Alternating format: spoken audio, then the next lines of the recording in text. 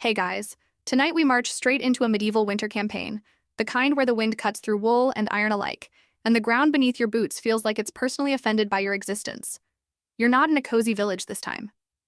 You're standing at the edge of a sprawling military camp just after sunset, banners hanging stiff in the frozen air, the last orange streaks of daylight fading behind a line of dark trees. Your breath fogs in front of you, and somewhere in the distance a hammer strikes metal in slow, tired rhythm.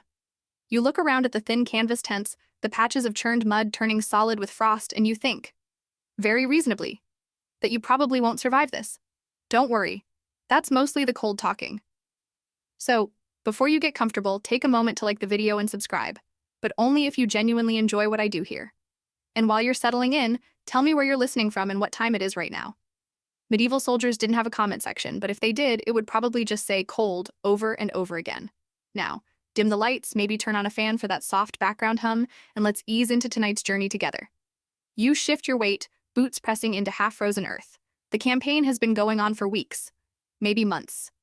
Time blurs when every day is marching, drilling, waiting. Winter wasn't always the preferred season for warfare. Many medieval armies avoided major campaigns in the harshest months. But history tells us that wars didn't simply pause because it was inconveniently freezing. One mainstream historical fact grounds this moment. During the Hundred Years' War between England and France, campaigns often stretched into colder months when strategy demanded it. Kings and commanders didn't always have the luxury of waiting for spring. So here you are. The camp spreads around you in uneven rows. Tents of varying sizes. Some patched, some sagging. Cluster near shallow fire pits.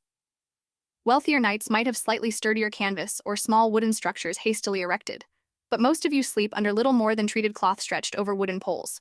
The ground beneath is uneven, rutted by boots and hooves, now hardening as night deepens. You pull your cloak tighter over your shoulders. Underneath, you're still wearing layers. A linen shirt, a wool tunic, maybe a padded gambeson if you're better equipped. The metal of your armor, if you're fortunate or unfortunate enough to have it, holds onto the day's chill. It doesn't warm easily. It remembers the cold. Around you, men move in slow, deliberate motions. Someone stirs a pot suspended over a low fire. Someone else tightens a rope securing a tent flap. The air smells like damp earth, smoke, leather, and unwashed bodies. It's not unpleasant in the way you might expect. It's simply constant. Familiar. Scholars still argue whether medieval soldiers were more resilient to environmental hardship than modern soldiers or whether we romanticize their endurance. As you stand here, flexing your stiff fingers, it doesn't feel like romance. It feels like necessity. There is no alternative. The campaign doesn't stop because you're uncomfortable. A gust of wind ripples through the camp, tugging at banners marked with faded heraldic symbols. Lions, crosses, fleurs de lis. You glance toward the perimeter where guards already pace slowly, spears upright, silhouettes against the fading light.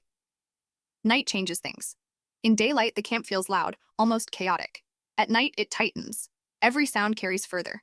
A snapped twig beyond the firelight can turn heads in unison. You walk toward your assigned space, a modest tent shared with several others. Inside, there's no wooden floor, no raised bed. Just ground. Maybe a thin scattering of straw if supplies have been generous. That straw will serve as insulation, however minimal, between you and the frozen earth. Because here's the reality. Sleeping directly on cold ground drains heat from your body far faster than cold air does. You don't know the physics of it, but you feel the truth in your bones. Here's an odd little detail that tends to surprise people. Some medieval soldiers would sleep partially in their armor during active campaigns, especially when close to enemy territory. Not fully encased in plate from head to toe. That would be exhausting. But often in padded underarmor and key metal pieces, just in case of a nighttime attack. Removing and redonning armor in the dark, under pressure, could cost precious minutes. Minutes that decide whether you wake up at all. You kneel and press a hand to the ground inside the tent. It's already stiff with frost. You imagine lying down on it in a few hours, cloak wrapped tightly, maybe shoulder to shoulder with another soldier to conserve warmth. Privacy doesn't exist here. Personal space is a luxury for peacetime. Beyond the tent walls, the crackle of fire continues. Fire is both lifeline and liability. It keeps you from freezing, but it also announces your position to anyone watching from a distant ridge. Commanders must balance warmth against visibility. Tonight, the fires burn low and controlled, more embers than flames. You sit back on your heels and look toward the horizon one last time before darkness fully claims it. There's a strange calm in this moment. The day's marching is done. The weapons are stacked neatly nearby. Spears grounded, shields leaned against tent poles, swords sheathed but never far from reach. Winter warfare isn't just about clashing steel. It's about endurance.